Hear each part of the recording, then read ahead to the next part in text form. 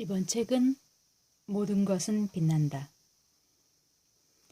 휴버트 드레이퍼스와 숀 켈리의 공동 저작 작품입니다. 두 작가들에 대해서 좀 보면요.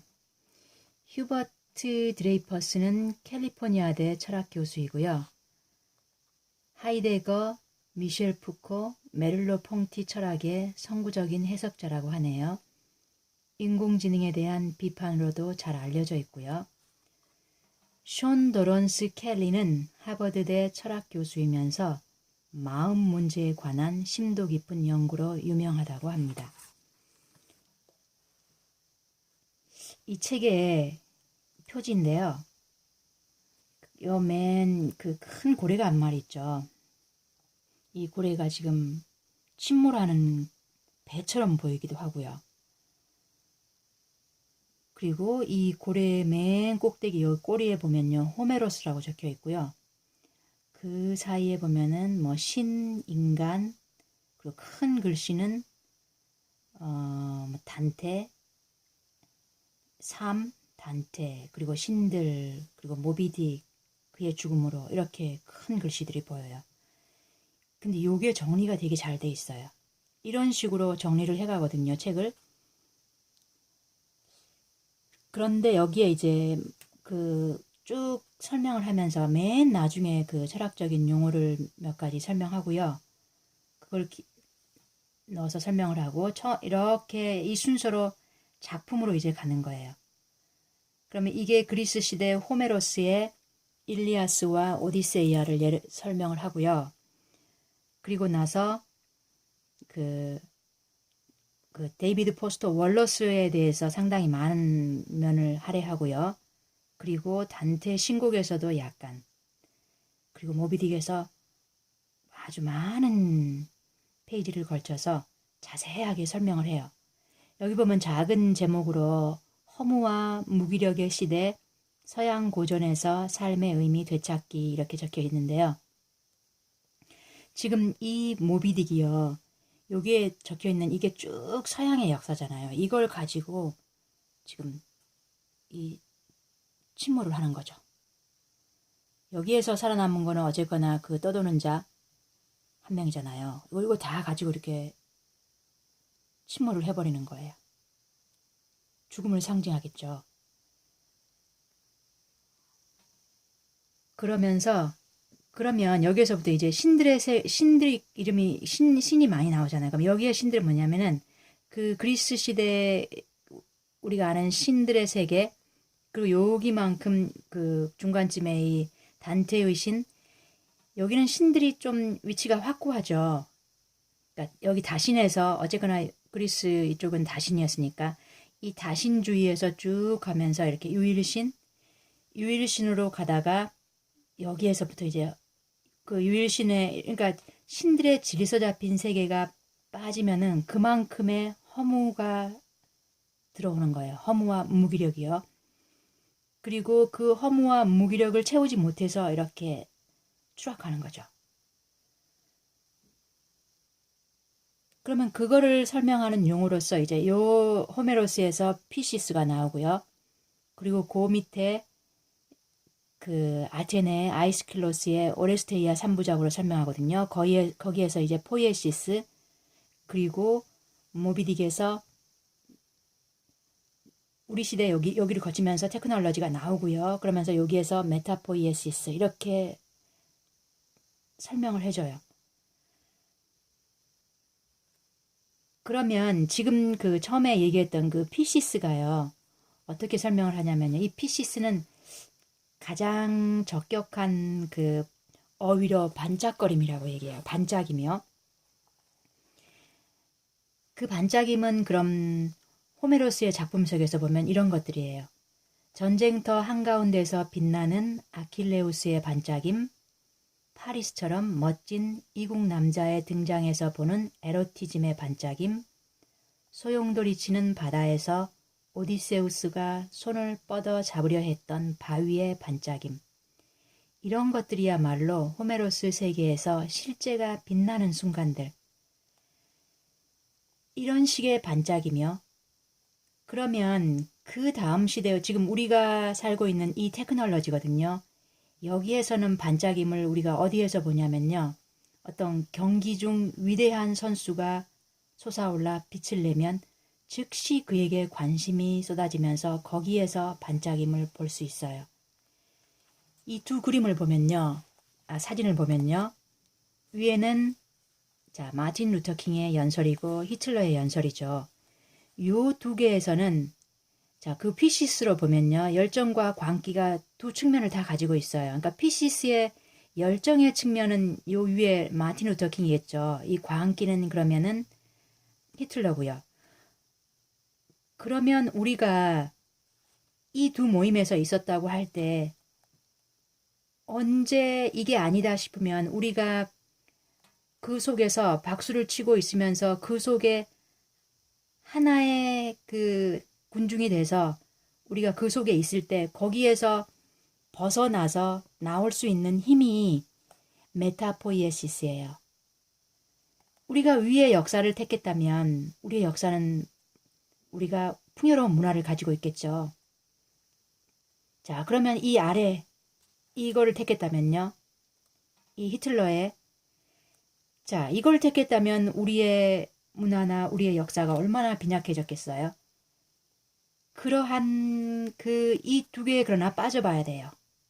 그래야만 거기에서 우리가 답을 구해낼 수가 있는 거죠. 그러니까 이 선택은요, 위험이 도사리고 있어요. 그런데 그 위험은 피할 수가 없다고 얘기해요.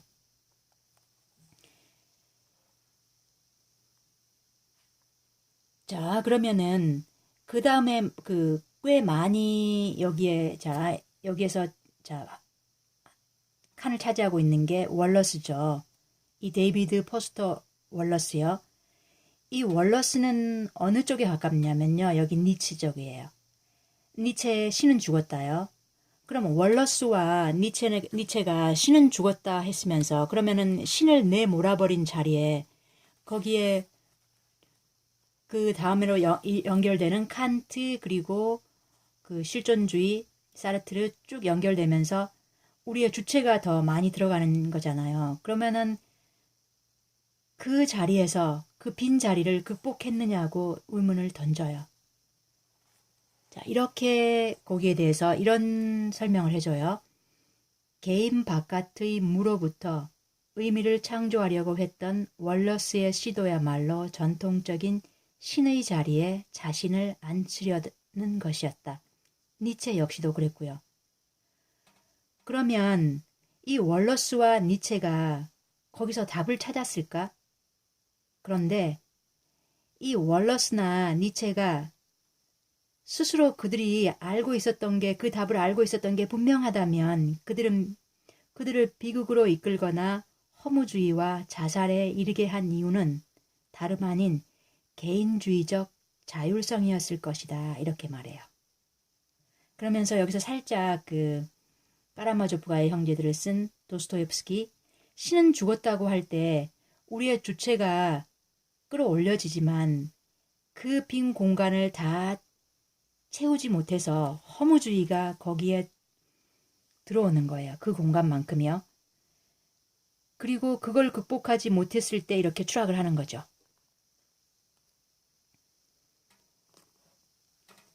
그럼 거기에 대한 답을 우리가 어떻게 주냐면요. 우리가 왜냐하면은 다 가지고 어쨌거나 지금 이 고래를 보면은 어쨌거나 다 가지고 이렇게 침몰을 해버리는 거니까 여기에서 어떻게 답을 찾아야 되는 거냐면은 거기에 대한 이야기가 자세히 있기는 하지만 어쨌거나 최종적인 거는요. 지금 이렇게 쭉 가면서 이렇게 일신주의로 갔잖아요. 이렇게 다신에서 일신으로 갔다가 이렇게 죽음으로 가고요. 그럼 거기에서 다시 찾아내야 하는 거는 뭐냐면 우리가 이렇게 수많은 이러한 유혹들에서 이제 풀려난 지금은 우리는 이런 존재 방식들을 위한 자리를 오늘날의 세계 안에 마련할 수 있게 되었다. 세계의 다양한 존재 방식들의 균형을 잡아주는 다신주의야말로 호메로스가 알았던 그 무엇보다 더 변화무쌍하고 더 흥분되는 것이리라. 이 현대적 다신주의 세계는 성스럽게 빛나는 것들로 이루어진 놀라운 세계일 것이다. 자, 여기에 대해서 조금 더 이 답에 대한 조금 더 역주를 좀 보면요. 그 가능성에, 그러니까 우리가 찾을 수 있는 이 균형 잡힌 이 다신주의의 그 답을 찾기 위한 그것에 대한 가능성이 바로 이 멜빌의 직관이었다고 얘기하면서요. 그러면 이 멜빌이 주려고 하는 이 답을 찾으려면요, 우리가 지금 여기에서 땅이 우리가 그 멜빌의 세계는 그 바다, 그 모비딕의 세계잖아요. 거기로 들어가야 되는 거예요. 위험을 감수하고요. 그래서 이 땅은 안락함을 상징하지만 이 땅의 안락함을 차버리고 그 숨은 역사의 바다로 떠나 들어가야 돼요. 그래서 신들을 다시 오도록 꿰어낼 장소를 확보하기 위해서요. 자, 그래서 마지막에 한 페이지의 에필로그를 한번 보면 이렇게 적혀 있어요. 자, 그 늙고 지혜로운 스승에게 가르침을 받은 두 제자가 이제 세상의 모든 것은 빛난다는 이 사실을 발견하기 위해 이제 둘이 떠나거든요. 자, 수년이 지난 후 두 사람이 만나요. 근데 첫 번째 제자가 이렇게 물어요. 시무룩하게 두 번째 제자에게요. 나는 세상에 있는 많은 빛나는 것들을 보는 법을 배웠지. 하지만 솔직히 말해서 모든 것들이 빛난다는 것을 발견할 수 없었으니 불행하다고요. 그러자 두 번째 제자는 행복감에 반짝이며 첫 번째 제자에게 이렇게 말해요. 모든 것들이 빛나는 건 아니라네. 하지만 더없이 빛나는 것들은 존재하지. 이렇게요. 이 말이 바로 결론이에요.